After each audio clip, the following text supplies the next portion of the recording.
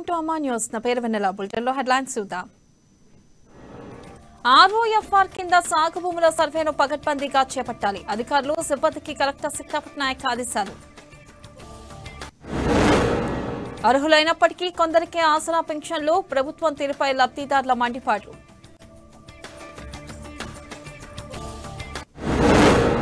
అక్రమంగా సరిహద్దులు దాటుతున్న పీడీఎస్ బియ్యం. చూసి చూడనట్టుగా వ్యవహరిస్తున్న అధికార యంత్రాంగం. 4 వరుసల రహదారి పనులు చేపట్టాలని టీఆర్ఎస్ ధర్నా. రోడ్డుపై బైఠాయించి కేంద్ర ప్రభుత్వానికి వ్యతిరేకంగా నిరసన. ఎమ్మెల్యే రాజాసింగ్ ను విడుదల చేయాలని మహాహారతి. రాష్ట్ర ప్రభుత్వం రాజకీయ కక్ష సాధింపులు మానుకోవాలని హితవు. ఇక డీటెయిల్స్ చూస్తే ఆర్ఓఎఫ్ఆర్ క్రింద సాగు చేస్తున్న భూముల సర్వేను పగడ్బందీగా నిబంధనలకు మేరకు చేపట్టాలని జిల్లా కలెక్టర్ సిక్తాపట్నాయక్ అన్నారు. కలెక్టరేట్ క్యాంప్ కార్యాలయం నుండి గ్రామ మండల స్థాయి ఎఫ్ఆర్సీ కమిటీలకు గిరిజన సంక్షేమ శాఖ రూపొందించిన యాప్పై జూమ్ మీట్ ద్వారా శిక్షణ కార్యక్రమాన్ని నిర్వహించారు. అటవీ భూముల సాగు ఆధారంగా అటవీ హక్కు చట్టం ప్రకారం భూముల సర్వే చేయాలని అన్నారు. భూముల స్థితం, మ్యాపులు, దరఖాస్తుదారు ఫోటో తదితర అంశాలను గ్రామ టీములు సర్వే చేసి రిపోర్టులు తీసుకోవాలన్నారు. ఇక ఆయా భూములు సాగు చేస్తున్న వారికి నోటీసులు జారీ చేయాలని వారన్నారు.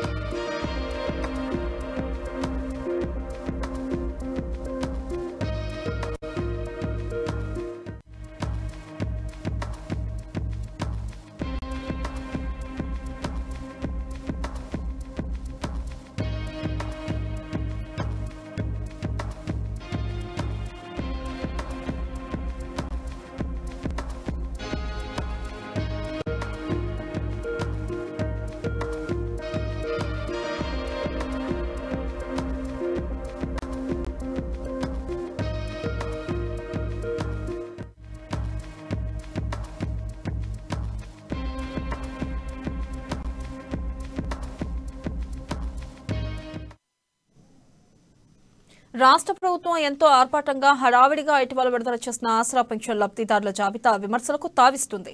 అర్హత లేని వారికి పెన్షన్లు మంజూరు చేశారని, అర్హులకు మొండి చేయి చూపారని ఆరోపణలు వెల్లువెత్తుతున్నాయి. గత 5 సంవత్సరాలుగా రాష్ట్ర ప్రభుత్వం కొత్తగా పెన్షన్లు మంజూరు చేయకపోవడంతో ఆదిలాబాద్ జిల్లా వ్యాప్తంగా వేల సంఖ్యలో దరఖాస్తు చేసుకున్నారు. ఎంతో ఆశగా ఎదురు చూస్తున్న వారికి ఇటీవల విడుదల చేసిన జాబితా నిరాశను కలిగించింది. అందులో తమ పేర్లు లేవంటూ పలువురు లబ్ధిదారులు ఆందోళన వ్యక్తం చేస్తున్నారు. ముఖ్యంగా 57 ఏళ్ల వయసు దాటిన వారికి కొత్తగా పెన్షన్లు మంజూరు చేస్తామని ప్రభుత్వం ఇచ్చిన హామీ వారిలో ఆశలను ఆవిరి చేసింది.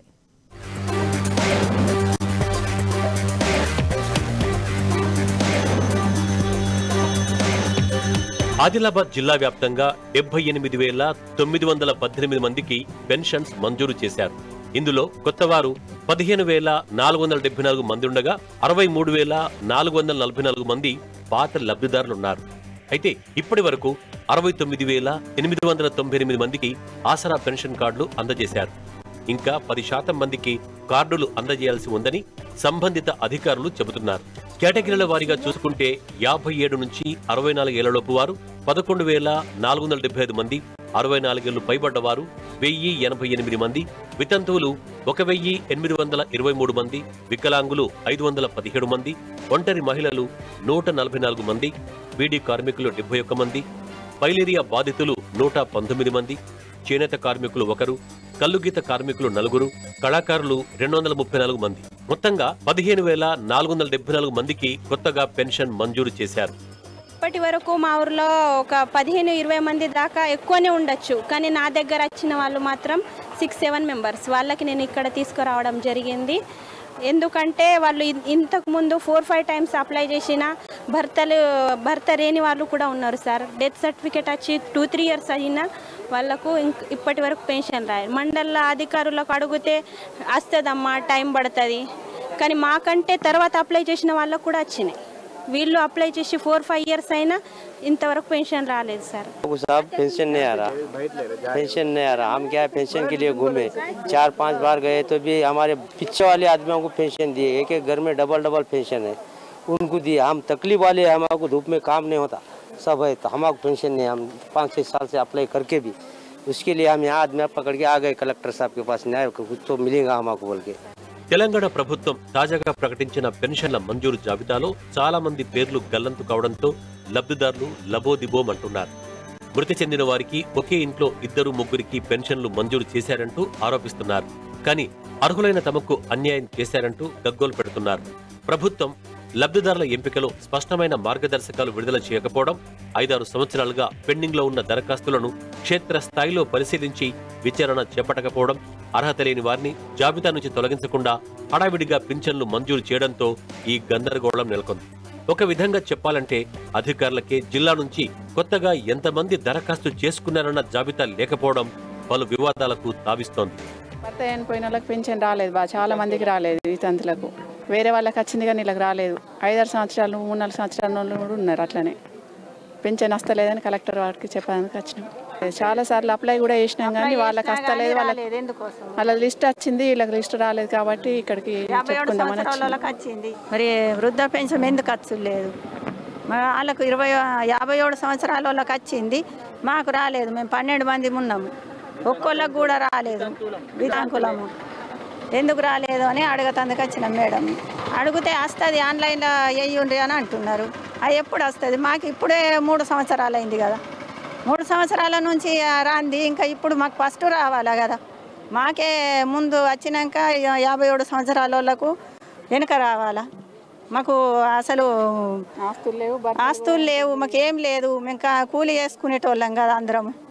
మాకు భూములు లేవు, జాగాలు లేవు. పెన్షన్ అచ్చు లేదు, అందరికీ వచ్చినాయి, మాకు పెన్షన్ అచ్చు లేదు. ఎందుకు అచ్చు లేదు అని వచ్చినాం మేము.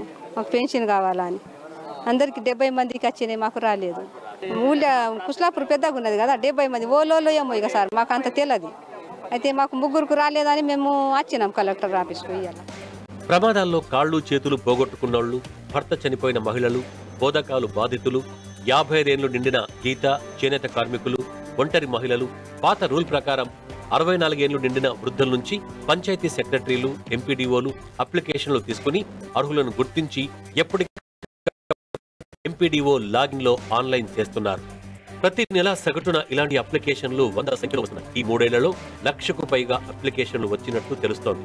అప్లికేషన్లన్నింటినీ పంచాయతీ కార్యదర్శులు, మున్సిపాలిటీ అధికారులు వెరిఫై చేసి సర్కార్కు జాబితాను పంపిస్తున్నారు. ఆ జాబితా మొత్తం ప్రభుత్వం దగ్గర సిద్ధంగా ఉంది.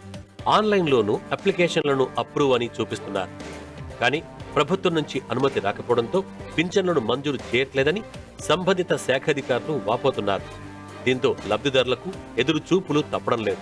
నిత్యం కార్యాలయాల చుట్టూ, అధికారుల చుట్టూ కాళ్లకు చెప్పులు అరిగేలా తిరుగుతున్నా ఫలితం లేకుండా పోతోంది. ఆయా ప్రాంతాల నుంచి ప్రజావాణికొచ్చి ఉన్నతాధికారులకు మొరపెట్టుకుంటున్న సమస్య మాత్రం పరిష్కారం కావడం లేదు.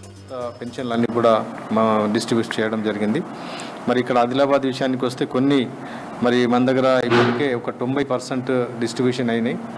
మిగతా 10% కూడా ఈ నెల 23 లేకపోతే 24 లోపల మరి పంపిణీ చేయవలసిందిగా పైనుండి ఆదేశాలు ఉన్నాయి కాబట్టి పంపిణీ కార్యక్రమం పూర్తి చేస్తాం. వేరేజ్ చాలామంది ఈరోజు ప్రజావానికి వస్తూ ఉన్నారు. మరి ప్రజావానికి వచ్చే అవసరం లేదు. ఎవరైతే దరఖాస్తు చేసుకున్నారో ఏమని 57 ఇయర్స్ కంప్లీట్ అయిన వాళ్ళు మరి ఖచ్చితంగా వాళ్ళు అప్లై చేసుకున్నట్లయితే గ్యారంటీగా ఈరోజు కాకపోతే కొన్ని రోజుల తర్వాత కానీ ప్రభుత్వం శాంక్షన్ ఇస్తుంది. కొద్దిగా ఓపికతో ఉండాలి. మరి ఈ మీ సేవ కన్నా ముందు ఎవరైతే దరఖాస్తు చేసుకున్నారో త్రూ ఎంపీడీఓ లాగిన్ ద్వారా ఎంతమంది అయితే దరఖాస్తు చేసుకున్నారో వాళ్ళు కూడా ఖచ్చితంగా వాళ్ళందరికీ కూడా మరి ఎంపీడీఓ లాగిన్ మరి గ్రామ పంచాయతీలో పంచాయతీ కార్యదర్శి, హానరబుల్ సర్పంచ్ వాళ్ళంతా కూడా కూర్చొని గ్రామ పంచాయతీలో ఒక తీర్మానం చేసి వీళ్ళు అర్హులని చెప్పేసి ఇచ్చినటువంటి తీర్మానాలు వారు ఆన్లైన్లో దరఖాస్తు చేసుకొని స్క్రూటినీ చేసి వాటిపైన నిజంగా వీళ్ళు అర్హులని చెప్పేసి ఎండిఓ లాగిన్ నుండి మా లాగిన్కి వచ్చినటువంటి పెన్షన్దారులకు ఖచ్చితంగా మరి గవర్నమెంట్ లెవెల్లో పెండింగ్ ఉన్నాయి. ఇదివరకు అప్లై చేసినటువంటి ఎండిఓ ఆఫీస్ ద్వారా అప్లై చేసిన వాళ్ళు అప్లై చేసే అవసరం లేదు. రెండవది మీ సేవ ద్వారా కూడా మీ సేవ ద్వారా ఎవరైతే దరఖాస్తు చేసుకున్నారో కొంతమందికి వచ్చినాయి, కొంతమందికి రాలే. ఖచ్చితంగా ఈ 2 కేటగిరీల పెన్షన్దారులకు త్వరలోనే మరి గవర్నమెంట్ శాంక్షన్ ఇచ్చినప్పుడు వస్తాయి. ఇప్పటికైనా ఈ గందరగోళానికి తెరదించి దరఖాస్తు చేసుకున్న అర్హులందరికీ పెన్షన్లు మంజూరు చేసేలా యుద్ధ ప్రాతిపదికన చర్యలు చేపట్టాలని లబ్ధిదారులు కోరుతున్నారు.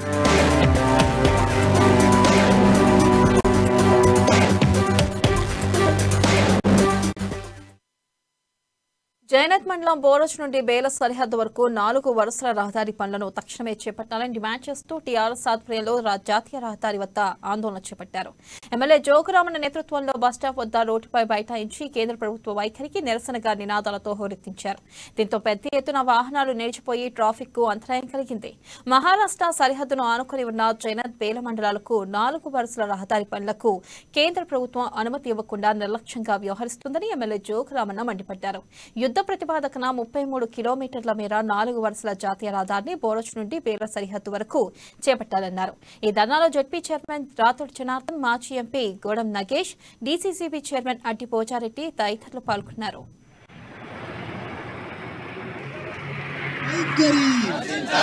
కేంద్ర ప్రభుత్వం మొండి వైఖరి, కేంద్ర ప్రభుత్వం మొండి వైఖరి, కేంద్ర ప్రభుత్వం మొండి వైఖరి. 2 లైన్లు వద్దు, 2 వైఖరి, కేంద్ర ప్రభుత్వం మొండి వైఖరి. జై తెలంగాణ. 80 కోట్లతోటి బోరోజ్ నుంచి ఉపాసనాల వరకు కూడా మనం 2 లైన్స్ రోడ్స్ నిర్మాణం చేసుకున్న విషయం తెలుసు.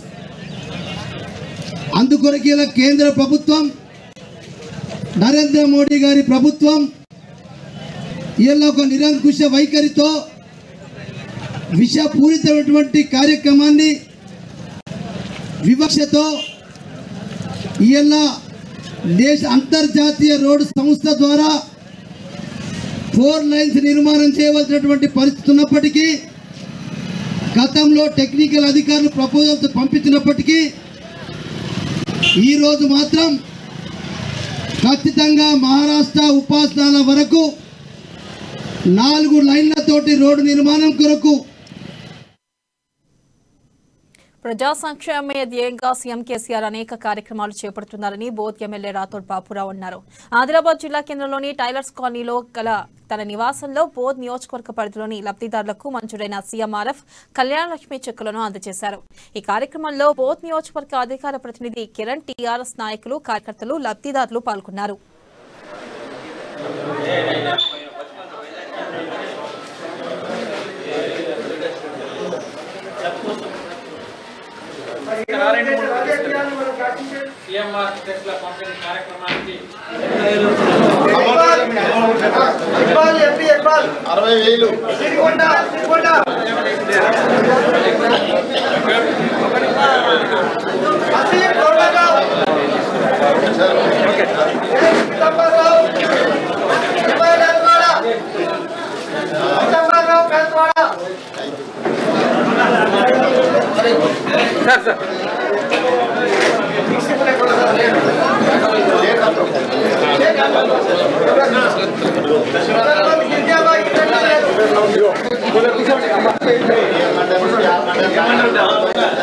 చాలా మంది ఆత్మహత్యలు చేసుకున్న రోజులు మనం చూసినాం కల్లారా.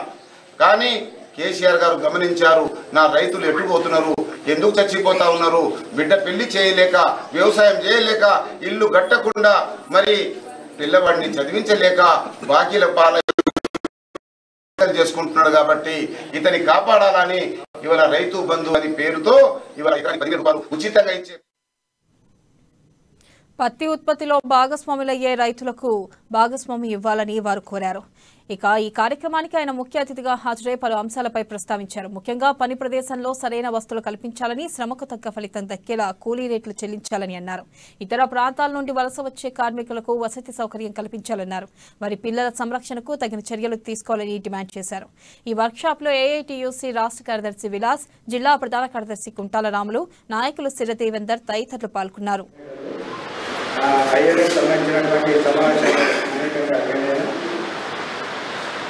జూలై 12 అదేవిధంగా హైదరాబాద్కు మనం ఆగస్టు 2వ తారీఖు లబ్ధిదారులు ప్రతి రైతులకు సంబంధించినటువంటి ఆదిలాబాద్ జిల్లా కేంద్రంలో లేబర్ ఆఫీసర్ తరఫు కూడా ఈ అట్లాగే మనం 5 మండల సదస్సులు మనం ఏర్పాటు చేస్తున్నాం. ఆ గ్రామ కోఆర్డినేటర్ సర్పంచ్ అదేవిధంగా ఆర్గనైజ్ సెక్టర్ అనాన్స్ ఉత్పత్తి క్రమంలో శ్రమ శక్తిలో పనిచేసేటువంటి కార్మికులు దాదాపుగా 50 కోట్ల మందికి పైగా ఉంటారు. 50 కోట్ల మందిలో 3.5 కోట్లకు పైగా ఆర్గనైజ్ సెక్టర్లో పనిచేస్తే అనార్గనైజ్ సెక్టర్లో అసంఘటిత రంగంలో దాదాపుగా 46.5 కోట్లకు పైగా ఉన్నారు.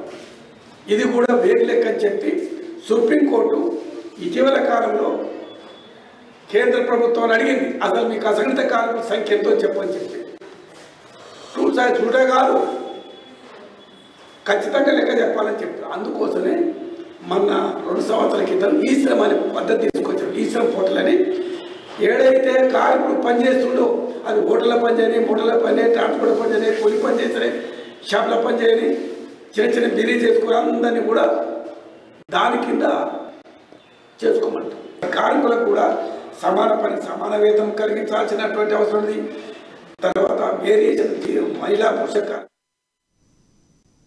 గోషమహల్ ఎమ్మెల్యే రాజాసింగ్ ను బేషరతుగా వెంటనే విడుదల చేయాలని మహాహారతి కార్యక్రమం నిర్వహించారు.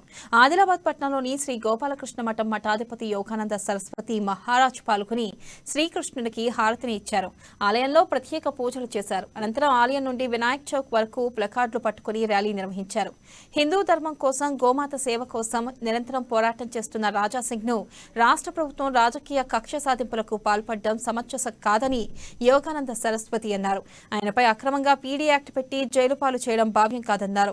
వెంటనే రాజాసింగ్ ను విడుదల చేయాలని ప్రభుత్వానికి విజ్ఞప్తి చేశారు. ఈ కార్యక్రమంలో రాజాసింగ్ యూత్ సభ్యులు మనోజ్ పవార్, సురేందర్, రాకేష్, కృష్ణ, సూర్య తదితరులు పాల్గొన్నారు. అందరం కూడా మనస్ఫూర్తిగా ప్రార్థన చేద్దాం. మన నాయకుడు రాజాసింగ్ గారు తొందరగా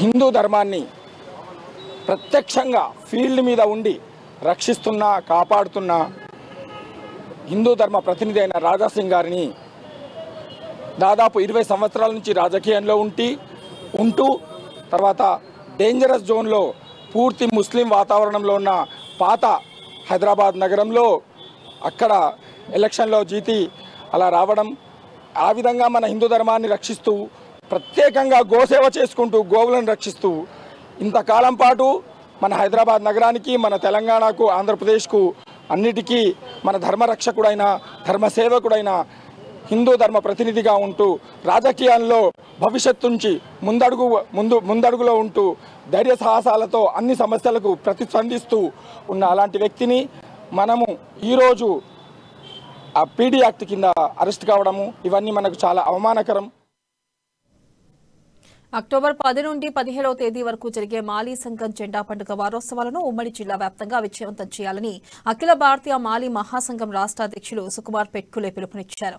ఆదిలాబాద్ జిల్లా కేంద్రంలోని పూలే విశ్రాంతి భవనంలో జిల్లా సర్వసభ్య సమావేశం నిర్వహించారు. 2002 అక్టోబర్ 10న మొదటిసారిగా తాన్సీ మండల కేంద్రంలో మాలీ మహాసంఘం జెండాను ఎగరవేసి గత 20 సంవత్సరాలుగా మాలీల హక్కుల సాధన కోసం పోరాటాలు చేస్తున్నామని ఆయన అన్నారు. ఎట్టకేలకు స్పందించి ముఖ్యమంత్రి కేసీఆర్ 10% గిరిజన రిజర్వేషన్లో మాలీలను కలపడానికి అంగీకరించినందుకు ధన్యవాదాలు తెలిపారు. ఈ సమావేశంలో అఖిల భారత మాలీ మహాసంఘం రాష్ట్ర ప్రధాన కార్యదర్శి సంపన్న షిండే, జిల్లా అధ్యక్షులు వాడగురే విజయ్, నాయకులు గంగారాం షిండే తదితరులు పాల్గొన్నారు.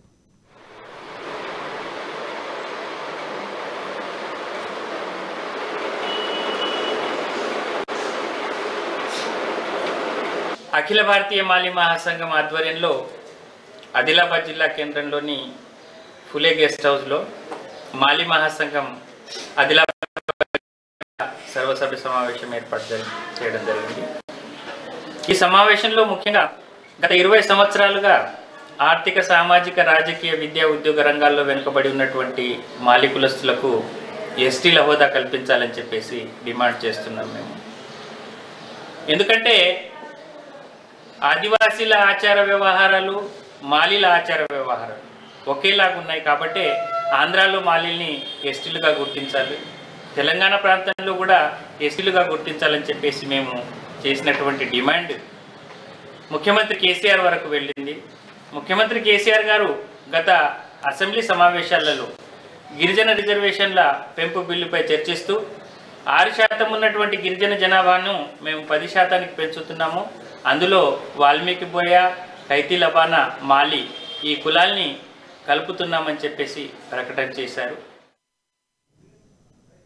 ఆదిలాబాద్ జిల్లా బోధ్ మండలం సోనాల గ్రామంలో యథేచ్ఛగా రేషన్ బియ్యం అక్రమ రవాణా దందా గుట్టుచప్పుడు కాకుండా కొనసాగుతున్నట్టు ఆరోపణలు వెల్లువెత్తుతున్నాయి.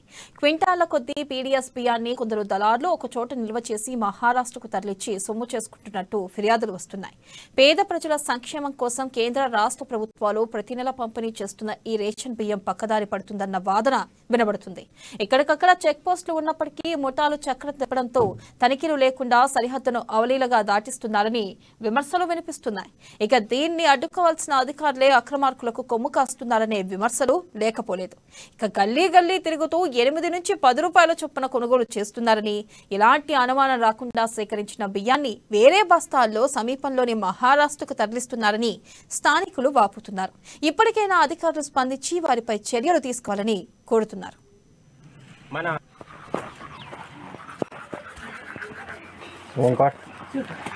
ఓంకారేనా కొనేది బియ్య ఎట్లా ఉంటున్నారా? 12 అది పైగా సాక్షి బట్టి కదా.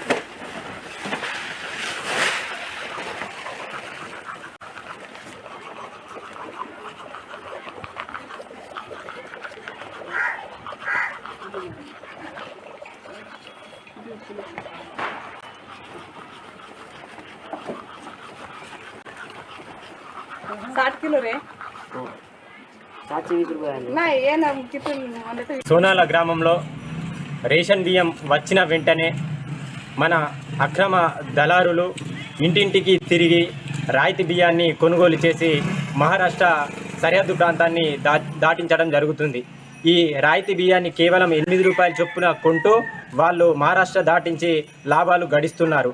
అయితే ఈ అక్రమ రవాణాను అడ్డుకోవాల్సిన ఆవశ్యకత అధికారులపై ఎంతగానో ఉంది.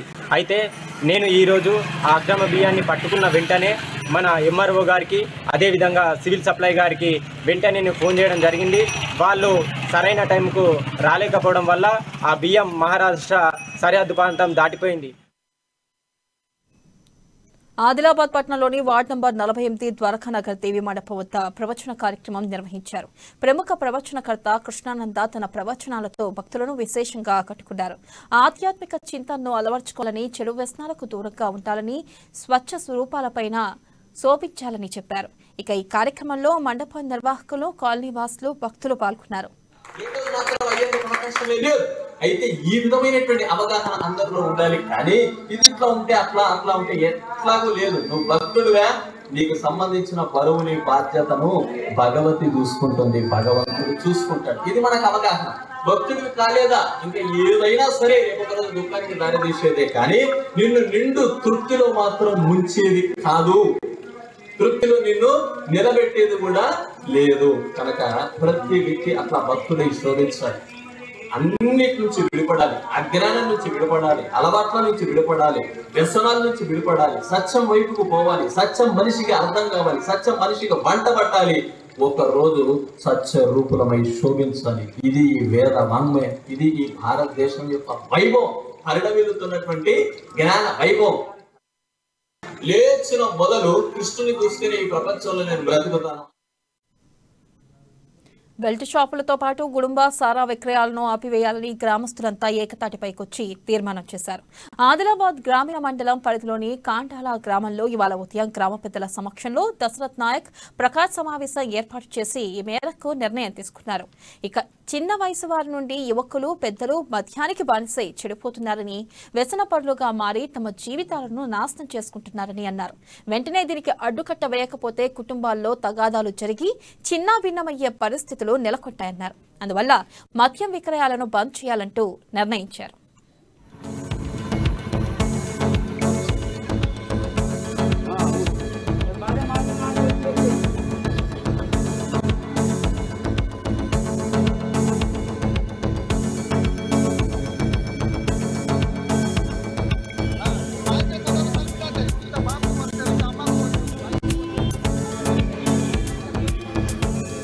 మా ఊరు మంచి కావాలని మేము కళ్ళు కానీ ఈ పప్పు కళ్ళు కానీ రెడ్ కళ్ళు కానీ ఎవరు చిన్న చిన్న కూరగాయలు తాగుతున్నారని మేము ఆ ఉద్దేశంతో మొత్తం బంద్ చేస్తున్నాము. అయితే ఈయన వినోద్ అనేటోడు అక్కడే నేను బంద్ చేయను, ఇది చేస్తా అది చేస్తా, లేకపోతే 100 డయల్కు ఫోన్ చేసి పోలీసు వాళ్ళని పిలిపిస్తా, మొత్తం జీపీ లెవెల్ బంద్ కావాలి అంటున్నాం. జీపీది కాదు ఇది సమస్య, మా ఊరు సమస్య. కాబట్టి మేము ఆ ఉద్దేశంతో ఇవాళ సభ కూర్చోబెట్టి మొత్తం అందరితో రాపించుకొని బంద్ చెప్పించినాం. మా ఊళ్ళో మేము మంది దగ్గర కూర్చున్నాం. మా నాయకు, మా కారుబారి, మా లీడరు ప్రకాష్ దశరథ్ నాయక్ మళ్ళా కారుబారి యాదరావు మహారాజ్ వాళ్ళేమో కూర్చొని ఆ మంది దగ్గర ఏమో అన్నారంటే మా తాండాలో కళ్ళు బంద్ చేయండి అని అన్నారు. అయితే నేనేమన్నా అంటే సార్ నాది దుకాణం ఉన్నది ఒకటి, నేను బతుకుతున్నా, నా బతుకు నేను బతుకుతున్నా. అయితే వాళ్ళు ఏమన్నారంటే తాండాలో బంద్ చేయండి. నేనేమన్నా అంటే మొత్తం జిప్పిలో బంద్ చేయండి, మొత్తం జిప్పిలో బంద్ చేస్తే నేను బంద్ చేస్తా, లేకుంటే నేను బంద్ చేయ.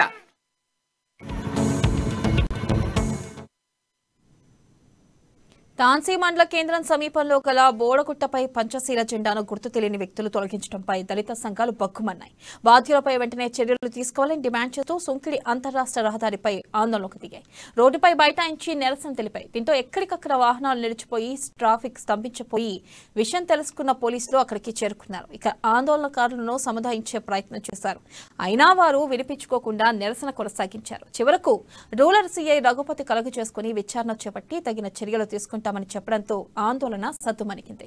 ఇటువంటి అవాంఛనీయ ఘటనలకు తావు లేకుండా పోలీసులను మోహరించారు.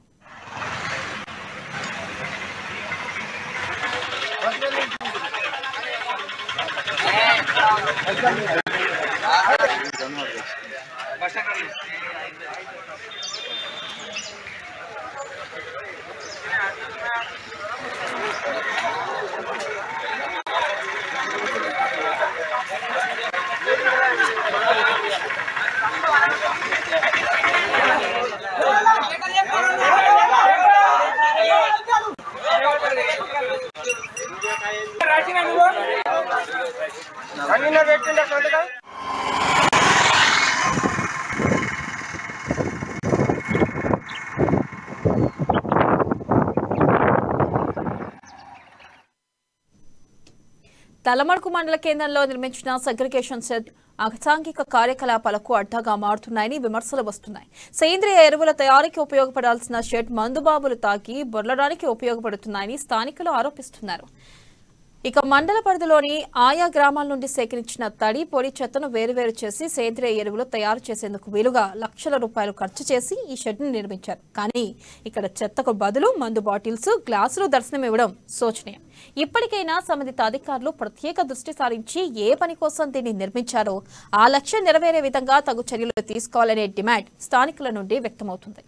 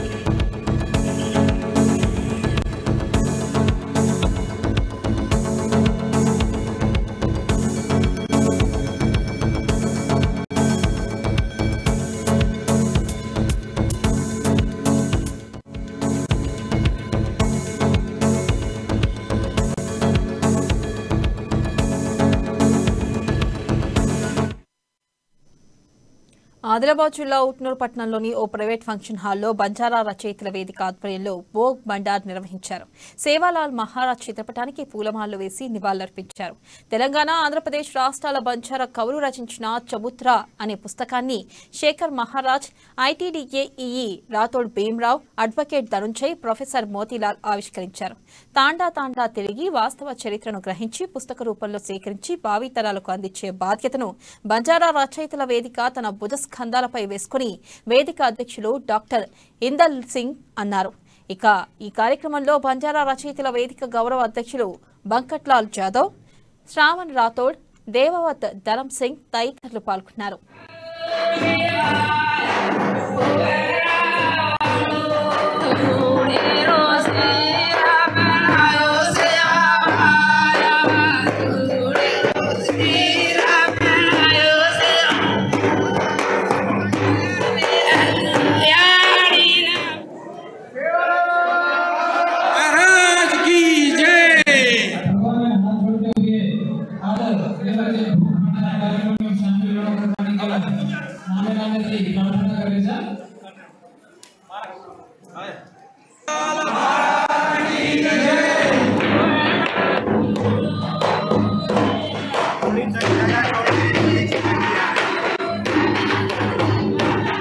जय सदगुरु सतनाम सेवालाल भगवान प्रभु अंबर गादीवाला पुकार हजार संकटेंट चबुत्रा पुस्तके आविष्करण अतिथी गेटवर हाती होती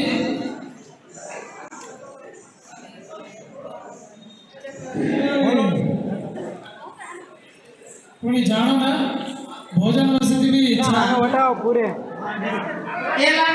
आपण सभामय भेटे जातो भी आपण आजचे संस्कार द्यायचे आहे. आज एक भगवान शिवा बाहेर अवतारी आज रामराव बापू न रहतो तो आज आपल्याला शिवा बाहेर भी मालूम न रहतो. आज आपण हे स्टेजर भिन्न भेटते. आज आपण संस्कृती काहीच युरोपी जतन कदराक रहतो मनपणे समजे मारो छे. आज भगवान शिवा बाहेर अवतारे येताने आयो जना आज आपल्याला हे सेवा तर देखील मरीच ये हर स्टेडियम में हर जिल्हा में हर तेलंगाना आमका आंध्र आमका कर्नाटक महाराष्ट्र आमका हर जागे पे ఇవి బులెటిన్ అప్డేట్స్. మరిన్ని అప్డేట్స్ తో మళ్ళీ కలుసుకుందాం. కీప్ వాచింగ్ అమా న్యూస్, నిజం కోసం జనం కోసం.